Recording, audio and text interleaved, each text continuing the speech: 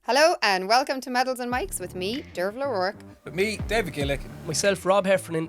This podcast looks inside the life of us trying to be our best on a global stage. Like all great journeys, it didn't always go to plan, yet the lessons learned can be applied to everyday life. Every week we'll talk about winning major medals, Olympic Games, new challenges, our sporting careers and everything in between. Enjoy listening. Thanks for being here.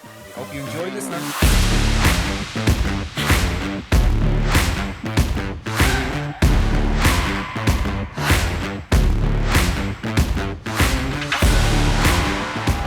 Welcome to Medals and Mics. I'm David Gillick and I'm here with... Rob Heffernan. And I'm Derval O'Rourke, and today we're talking about those big dreams you have and how you get there. Okay, so I brought you both something, and I brought something for myself, okay? I don't know if You're nervous, Rob? What she brought me? Peanut balls, protein balls or something, is it? Oh, Jesus. Go on. I actually have one of these at I home, would you brought believe? you Flipping hell. this, Go on. and I brought me this. That's lovely, Dorv. Go on, what do you think? Are you surprised? So 2008 Beijing Olympics Yeah. mug Rob, with what the did you mascot get? on it. I got London 2012. It's I very thoughtful of you. You're welcome. And I got Athens 2004 to set things up. So first of all, I think the Beijing mug is the best one. Oh, yeah. Yeah, that's cool. I actually, would you believe, I have one of these at home. Do you? I do, yeah. I think I bought it. Yeah, well, obviously I bought it. The odd time you open up the cupboard to get a cup out and you see it, 2008, and you just think...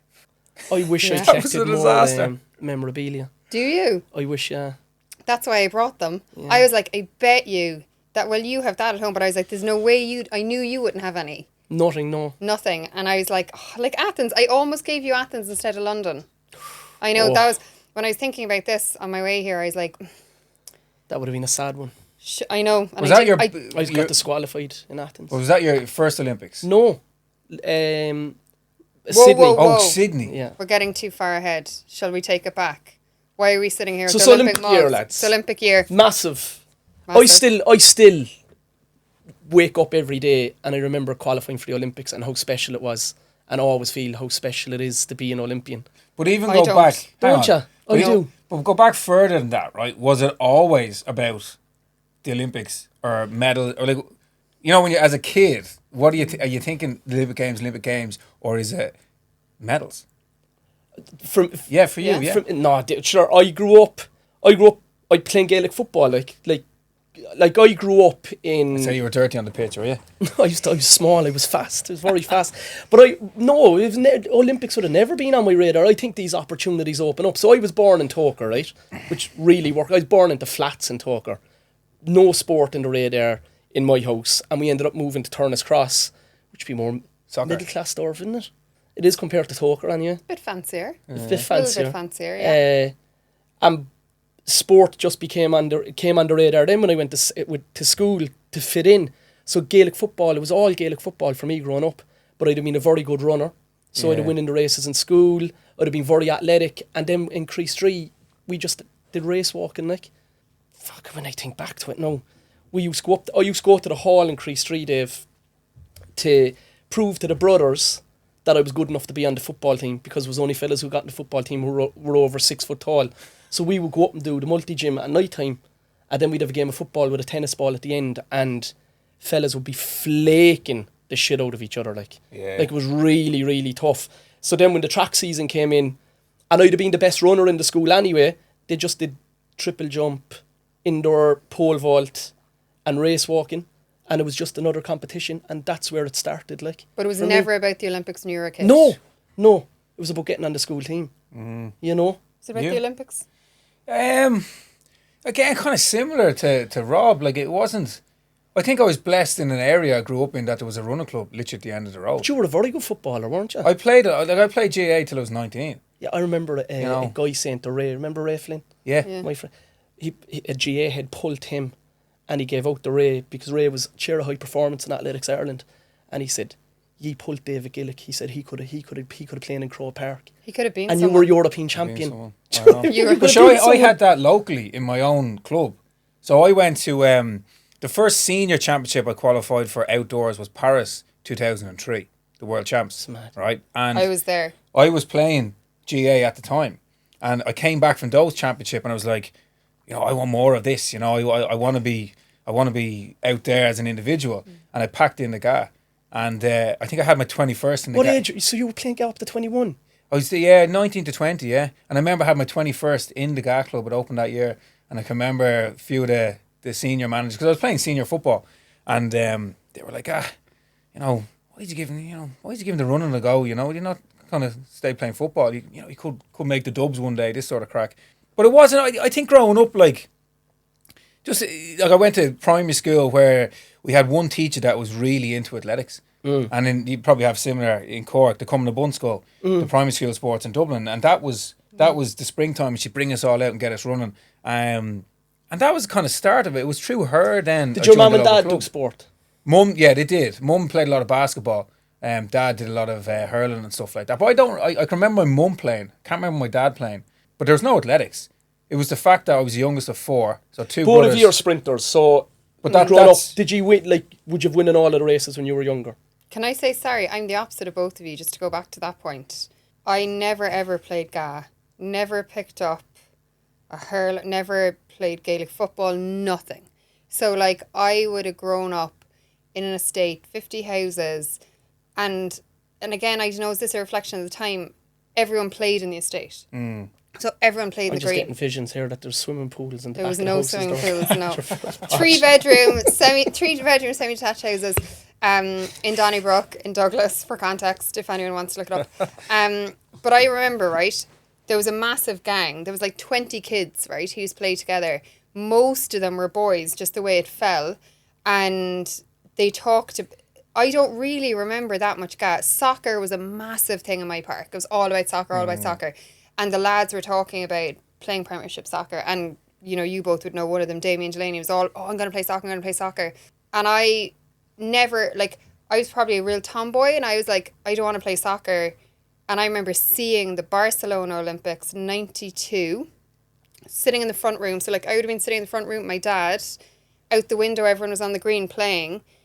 And my dad turned on the Olympics, and I will never forget Gail Devers fell trying to win the hurdles. And I remember the utter drama of it. I was 11, and I thought it was so glamorous. I thought it was so dramatic.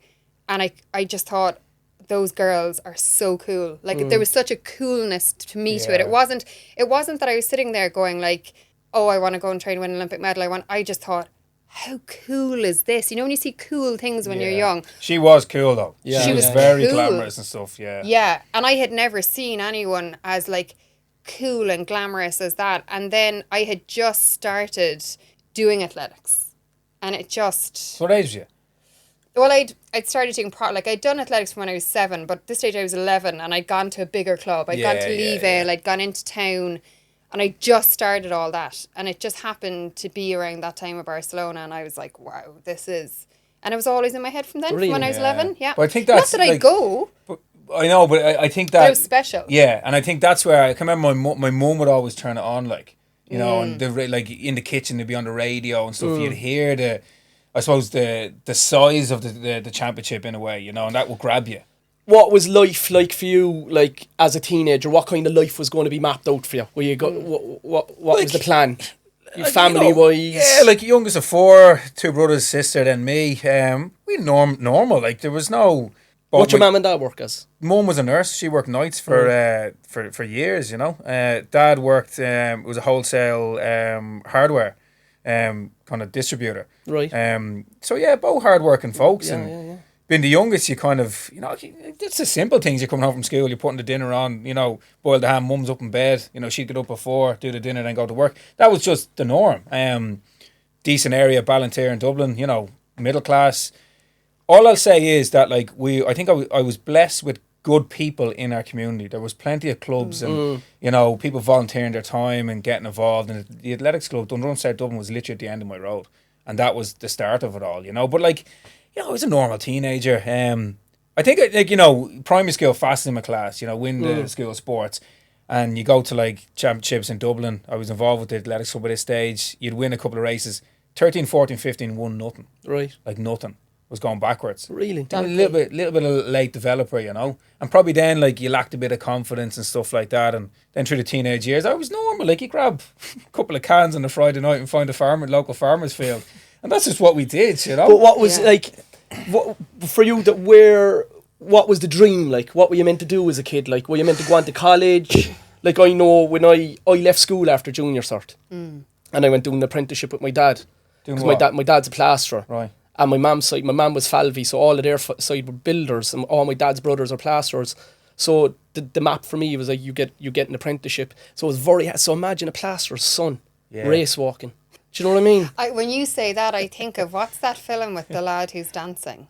Oh, I know the one. Billy Elliot. Billy Elliot. That's what I think of when you say that. No, I don't think of you race walking. I think of you ballet dancing. Yeah. Anyway, you can watch it. So I did an apprenticeship, right? And I ran in a race then up in the north side.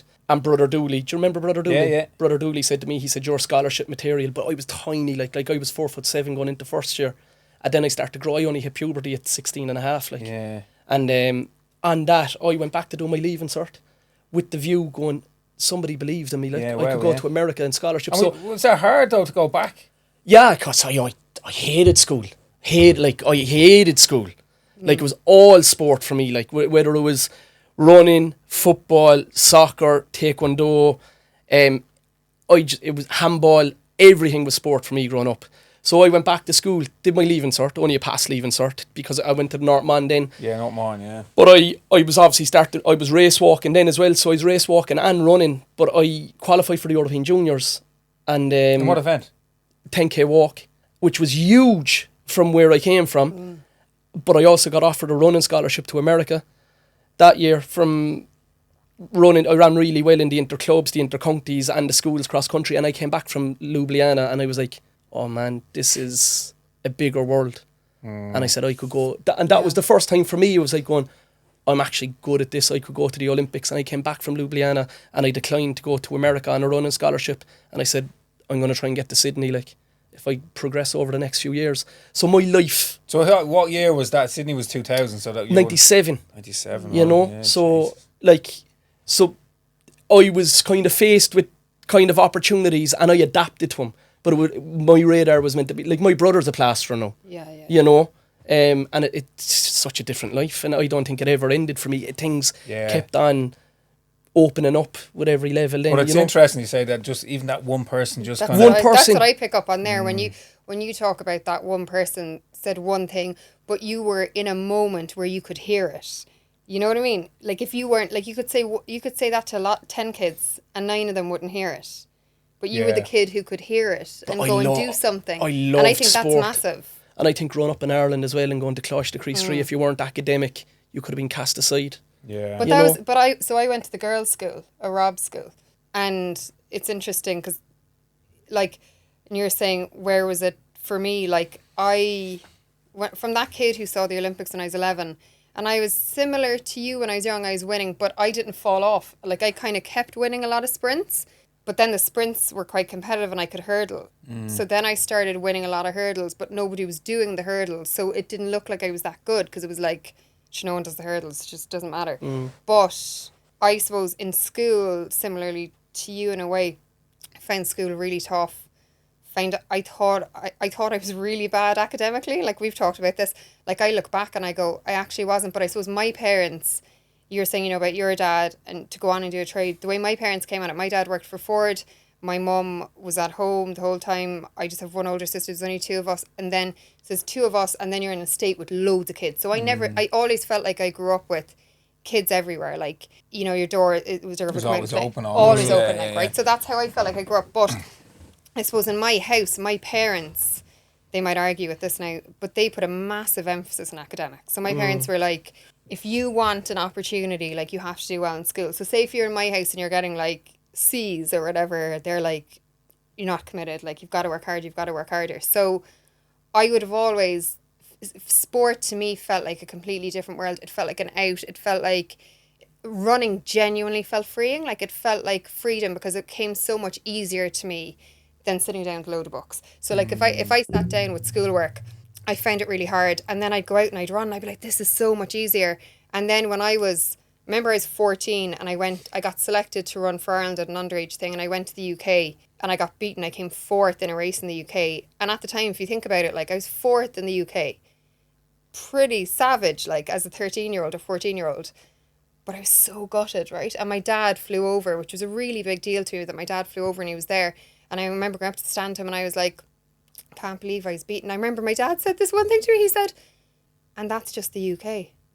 Imagine the rest of the world. And I was there, what? I've been winning a Nina for years. And my dad was like, yeah, but like you just have to work harder at this. So even though in my house growing up all through those teen years, the emphasis was on academics, but it was like how it was positioned, or how I felt it was positioned, was like academics are key for opportunity. Athletics is your hobby. Athletics is the fun thing. Athletics isn't going to be the thing that gets you a job. Oh, yeah. To get a job. And I think that was, but also I think that's a good thing because it meant that I had to fight really hard for my athletics. Like my athletics, it was never, like if I didn't do my homework, I wasn't going training. You know, that was the reality. Like my parents were just like that. So I think for me, it was very much, I love it. How do I crack on with it? Yeah, it's similar. Like again, like youngest of four. So my two brothers, my sister, they all did the Leaving Cert, went on to college. So you fall in that line now. Yeah, like I was okay academically, but I wasn't going to be getting like max points in my Leaving Cert or anything like that. You know, much preferred been out and been active. And I think you know, even going back to like in the middle of my kind of teenage years, it was GAA that I played a lot more of, and a bit of soccer, because I dropped off in athletics. You know, I wasn't winning. Like I was going to like open events in Dublin and coming like, you know, 7th or 8th. Go away. Yeah. Like I used to win everything. You know, under like 10s, 11s, 12, won all the primary school championships up. And then when I hit like 14, 15, I remember going to St. Benilda's and I was in first year and doing a bit of cross country. And I went from like a scorer on the team to like 5th and 6th on the team of 6. I wasn't even a scorer. But I did it. And I've often been, people have always said, why did you stick at it? I don't know. I don't know why I stuck at athletics. I think, going back to what you said, I think it's the freedom of it. I love that it was just about me. Felt free. You know, you could go up to the park and you were very present in it. And I think that was a good thing, that it wasn't just, I realised the GA maybe came in, it was about performance. It was about like, we had a really good team in the school, a really talented team, if you like. And I think that became the performance element of it, whereas running was just, I could go out and run and like, it didn't really matter. And then things changed as I got a little bit older. And even thinking about having a career in it, never came into it. Like, but you know, when I think of the two of you, and I think of me in this context, you know those kids who are underage talents, like, and who everybody talks about, whether it's soccer, whether it's athletics, whether it's GA, those kids that like people are like, that's one to watch. I don't think any of the three of us were ever that kid. No. Like, even though I was still good and maybe at a higher level at times as a teenager, I don't think I was ever picked, and I don't ever remember there being any, say, hype, for want of a better word. But I think for me and my parents, that served me really well, because that definitely gave me a bit of a chip on my shoulder. Like, it did, I'm not going to lie. Like, I remember they'd talk about another kid and I'd be like, well, you know. Me and Rob are laughing. Derval with a chip on her shoulder. Gosh, it's weird to think about it, isn't it? Years. Confusing. But it did. It definitely gave me a bit of like, I have to show them why I'm the one to talk about. When I was coming out of that teenage into my 20s, I definitely was like, I definitely felt no one's given me a shot at getting to an Olympic Games. That's how I felt as a 19-year-old. Like, so when you would have gone to Sydney, and that Sydney Games was massive, and obviously Sonia won the medal there, I remember thinking, nobody thinks I can ever get to an Olympic Games and I'm going to get in the plane to Athens. That's what that Olympics did for me. So you both kind of made underage teams then. What was it like? Yeah. You were Ljubljana, that was... Yeah. But yeah, I just listening to... I went to Ljubljana, and coming from... Like, I came from a working class area. Do you know, my friends would have been hanging around with the boys in the park. Boys be drinking cans on a Friday night. And I could have a pair of shorts underneath my tracksuit. And I'd be running around the park and I'd sit down with them and they'd be smoking and drinking. And I wouldn't have done it, like. Yeah. So going to Ljubljana, it was a huge eye-opener for me. You know, even being on the... I always remember being on the bus with Gareth Turnbull, who was fierce, mature, at the time very intimidating. You know, he was... And just feeling so out of place. So out of place there, like, and I finished second last there. I can remember getting an elbow off a German guy, Andre Hone, in the race. And Never forgotten about it now.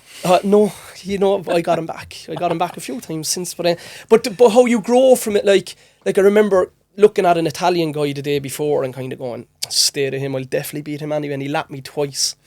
And just how professional everyone was. So my learning would have been very, very practical. Yeah. Like if I'd have to see things, and then I always had a sense, they have 2 arms and 2 legs, what do I have to do? And what age to were you get better? at that time? I was 19, like, so going to the European Juniors and coming back from that, all of my life decision, it never ever stopped. Yeah. Because I was always looking at how can I add how can I add value to myself? What can I do to get better? But you know? You know, this is what I think though about, say, the Olympics, right? When you're Irish, you're in a country where we have a really strong indigenous sport, the GAA, right? But if you could be the best GAA player in the country, you're never going out of, unless you go to Aussie Rules or something. But I think There's a ceiling to it. there's a ceiling. But to me, with the Olympics, as a kid, as a teenager, and then when I became an adult and when I was actually, there was no ceiling. No ceiling. There was no limits to how big the Olympics was. And that's from like athletics to all across the other sports. It's like, this is so global and it's so big. And I'm so small and I'm from such a small part of the world. How do you get a seat at the table? That's I think that was always a big thing for me.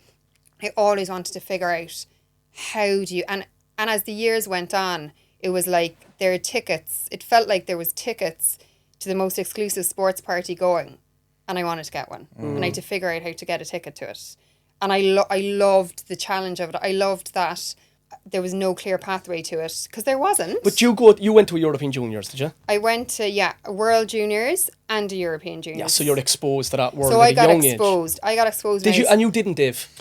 No, I didn't until 2002. I missed the qualifier. So again, for a lot, like, people may not know, but That's gas. Like when you're saying that to me, like, no, I always think about you. Like, you were so talented.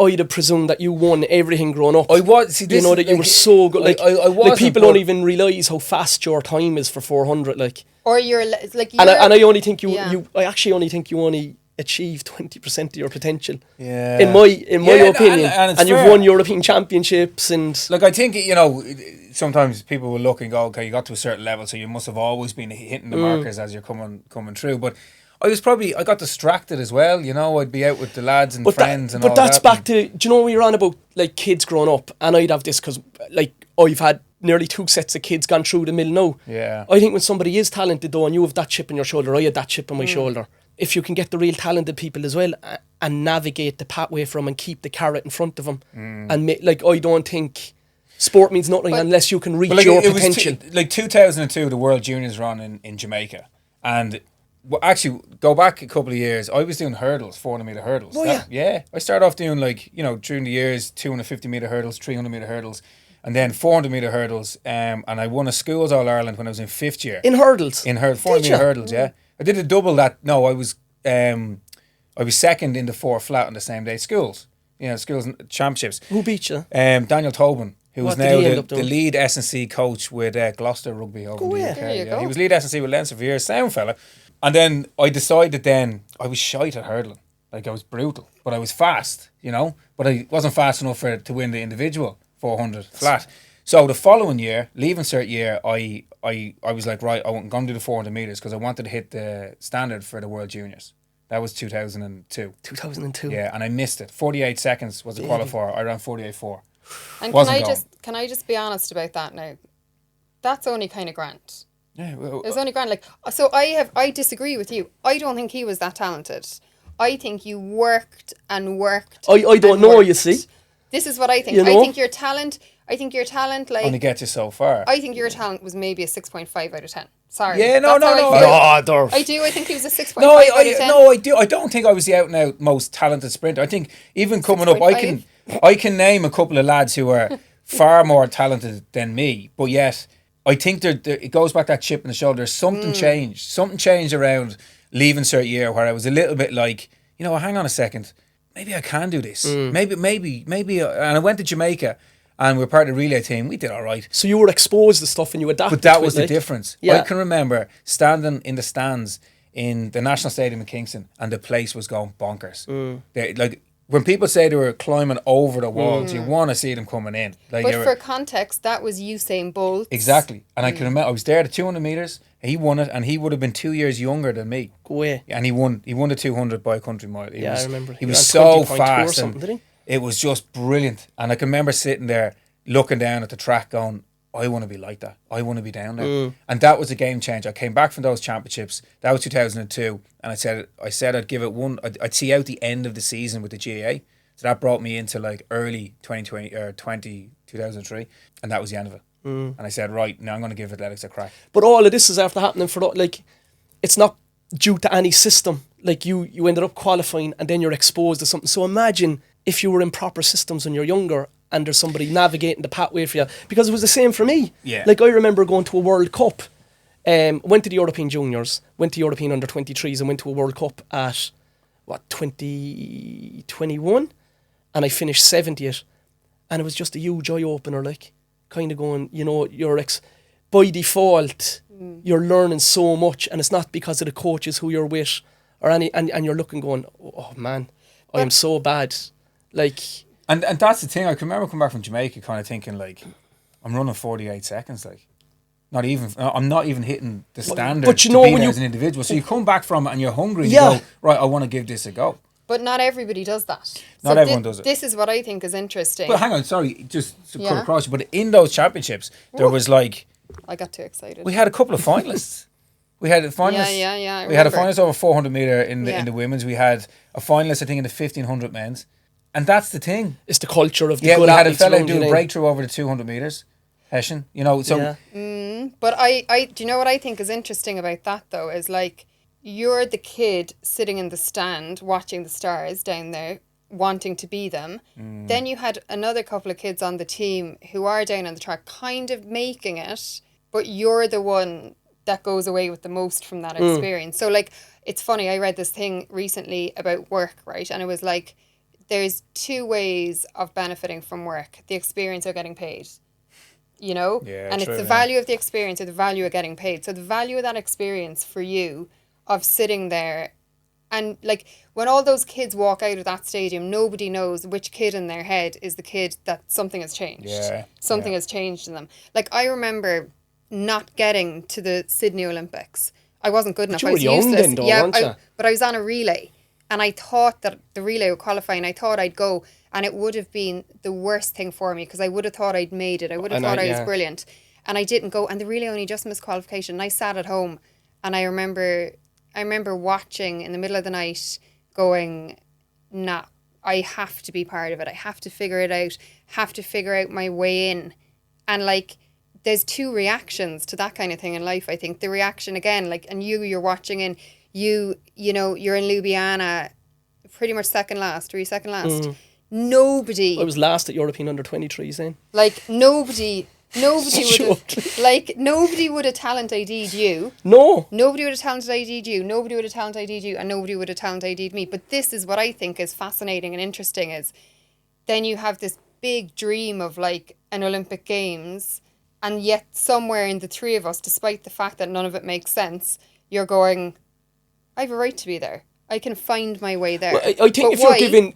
give an example, like when I go back to the World Cup that time, Ilya Markov, he was a Russian guy. He won a medal in the Olympics in Atlanta. And he left Russia to train with Robert Korjanowski because he didn't like the doping that was going on in Russia. What a lovely man. Such a lovely man. And I met him that night and I had a couple of pints with him in France. I couldn't believe it. And then I was on holidays in Torremolinos in 99 and the World Championships were on in Seville. And Ilya was up there racing and I jumped on a train and went up to Seville and I only seen the first half of the race because I had to get in the train to get back to the resort. There was no train. So I got back and Pierce O'Callaghan says to me, I'm so stupid now. Ilya won it, right? He won the World Championships. And Pierce goes, Ilya won the World... He rang me, he goes, Ilya won the World Championships and he's wearing your Irish top in the podium. And he goes, serious is he? Because we swapped tops at the time. But because I met him, I couldn't believe it. And I remember went back training in Torremolinos and I always remember like when you go on about them kind of moments.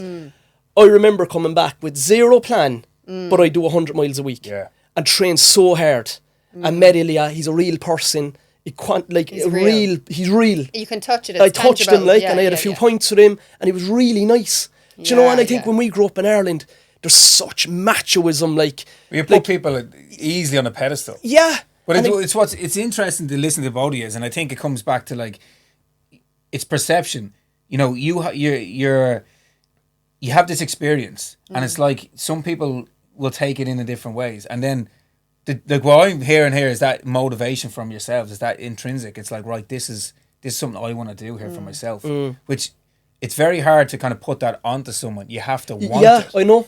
You know, you have to 100%. Come back from something, and again, come back from Kingston, then doing the Worlds, cacking myself in Paris 2003, riddled with nerves, you know, but yet it was a great experience. You take something from it, you know, and it's hard to kind of, how do you how do you measure that though? This is something I always talk about when people ask me, is a kid talented?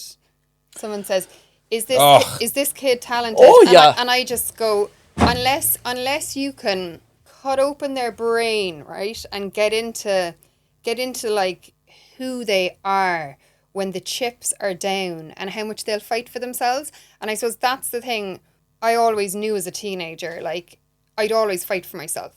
I was like, I'll always fight hard. Still fighting there. I'm still fighting. And I'm not. I'm more zen now.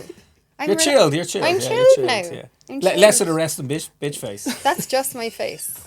That's just my face. But back But to you're us right, all, though. No, back to but us you're all right. qualifying for our first Olympics, them little stories coming up. I remember after watching Ilya, coming home 100 miles a week with no plan, just that mad desire to work. If you throw enough of them up against the wall, you still have to have talent. But some of it will stick. And I qualified for Sydney the next year, which was fucking hell. Me. I think you were a 6.5 out of 10 as well on talent. I'm not giving. I VO2 max of over 80 as well. So I think. Do you know what I mean? But this is, but I'd take two 6.5s on talent. In my head, I don't think I'm good at anything. Yeah, and a 9.5 on work ethic. Yeah, but that's probably what made you who you are. Yeah. Because your work. When you got you're saying you went to Paris, going through that scenario. When did you qualify for Athens then? That was your first Olympics. No, it wasn't. I didn't qualify till Beijing. Oh, didn't you? No. So you only go to one Olympics, so? Yeah, I know. Yeah, Jesus, that's a couple episodes down the line. I don't want to start crying just yet. We're not ready for the reality. No, yet. but I think the interesting thing was Oh, sorry. So the Paris is your first. But my first individual was the European under-23s in Big Gosh. You were there. I was. And I came. I was I think I was last in my heat. Riddled with nerves, out in lane 8, came last. And it was only because I had a coach at the time, Lucy Moore. I remember Lucy saying to me that springtime, kind of saying, I think the qualifying standard, not to bore people, was 47.05 or something, so 47 seconds. And I remember she said to me one day in the gym, she goes, I think you can get that. So someone who just believed in you. She goes, I think you can get that. And I remember kind of looking at her going, and it was just at that moment, I was like, maybe I can. Jesus, maybe I can. Mad, isn't it? And that was the first individual, ran crap. It was my first, I was young, and then kind of, I suppose, but Olympics, Athens, athletics is very straightforward. You hit a standard, you go, you don't. At the time, I knew I was way off the standard for Athens, so it wasn't in my mindset that I'd ever get there. Yeah, yes. But I think before we ever got there, before we ever managed to hit that, what we thought, whether we were right or wrong, we'll discuss later, was the pinnacle, was getting there. I think having that sense of maybe you could. I think that little voice, and that little voice in my head I was never arrogant, ever. But the little voice kept going, you've got something here. You can't be arrogant though. I think the bigger sports people I've met in all sports, if you have a dream and you work towards it, it's such a humbling sport. Humbling. It's the people on the outside would think you're I was thinking, no, because it will take you you were the perfect. No, because I don't know, But that's why I knew you. But see, that's the other thing in athletics. I was a sprinter, you were an endurance athlete. We never really crossed paths. I can remember the first time seeing you down. It was the AAI Open Games in Sligo. I don't know what year this was. Oh yeah, I remember it, man. You were outside the house. We were all put up in lodges or something. I stayed with Ray. Yeah, and you were outside in your Ireland shorts. And I remember going, he's got Ireland shorts on him. I didn't even have any. I'd never got any international kit. Yeah. And I can just remember because there was no kind of team to it. Yeah, you know what I yeah, mean? yeah. And very you were all individual. very individual, and I think that's a good thing. I think sometimes we look at like high performance, and we kind of compare against the big sports like the rugby, the soccer, GA. Very team, where there's a leader and they tell you what to do, what to wear. When So to show let's up, you know? wrap up how we all felt going to our first. I believed at 99. I massive dream to get to Sydney, and it was huge. Like there was no other option. When did that happen for you for your first for Beijing? When did you Was know it- the was it- next Olympics was your Olympics that you were going to go to? 2005 when I So it was a 3-year 3 years. process Yeah, then. 3 year process. 2005, And what about you, Dorf? I had a 4-year process where I sat and I watched an Olympics and I thought the next one I'm going to be on the plane. Did you have little voodoo dolls? I had no voodoo the girls dolls. in You're Sydney. You're not making me look. You're not making me look as nice as I am. No, I was like, that's it now. That is it. I had no reason to think it other than this is the plan. We're going to Okay. get to the next one. So you got Athens. So I got to the next, but what was the reality of that? Was it as good as I thought it was going to You be? got there. You got I there. got Box there. ticked. Yeah. You're an Box Olympian. ticked. You got that Beijing, Dave. Beijing, yeah. Olympian. Yeah. It's Yeah. life changing. It is, yeah. And we'll Well, talk- I think it's only now can you reflect, though. That's the other side of it, you know. And when I went to Sydney, I couldn't believe it. It was life changing. But then it's a Was whole it new, though? a Was whole it a new good- world afterwards. Then, like, but to get there, it's your reaction then afterwards. Big time. Yeah. So so that it is. You are an Olympian. So for the athletes going to Paris now to qualify, it's absolutely amazing to call yourself an Olympian. That's the first step. That's the first Yeah, step. So yeah. there's so many layers after it, though. So many layers, and it's also going back to what you take from it and how you perceive And we'll chat about how that. it goes. Chat about that the next time, won't we? Next All right. time. All right, lads. I'm Good luck. gone. Out the gap. Come for a coffee. Do the